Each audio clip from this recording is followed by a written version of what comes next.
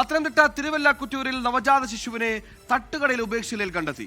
രാവിലെ 5 മണിയോടെ കടയുടമ ജയരാജനാണ് കുഞ്ഞിനെ കണ്ടത്. പോലീസ് സ്ഥലത്തെത്തി കുഞ്ഞിനെ താലൂക്ക് ആശുപത്രിയിലേക്ക് മാറ്റി. കുഞ്ഞ് ആരോഗ്യവാനാണ്.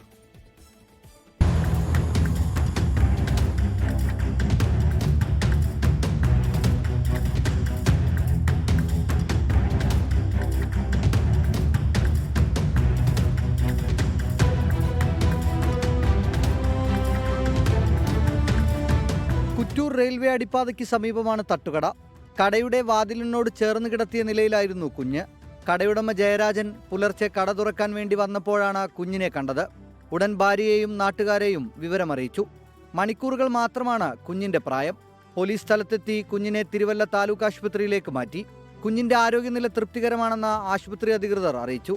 കുഞ്ഞിനെ ഉപേക്ഷിച്ചവരെ എത്രയും വേഗം കണ്ടെത്തണമെന്ന് കടയുടമ പറഞ്ഞു. നായ്ക്കളെങ്ങാനും കണ്ട് ഈ കുഞ്ഞിന് എന്തെങ്കിലും സംഭവിച്ചു പോയിരുന്നെങ്കിൽ ഇപ്പം എനിക്ക് നല്ല ആശ്വാസമുണ്ട്. ഇതിനകത്തായതുകൊണ്ട് ഞങ്ങൾ കണ്ടതുകൊണ്ടും നായ്ക്കൾ തൽക്കാലം ഇവിടെ ഇല്ലാഞ്ഞതുകൊണ്ടും ആ കുഞ്ഞിൻ്റെ ജീവൻ നമുക്ക് രക്ഷിക്കാൻ പറ്റി.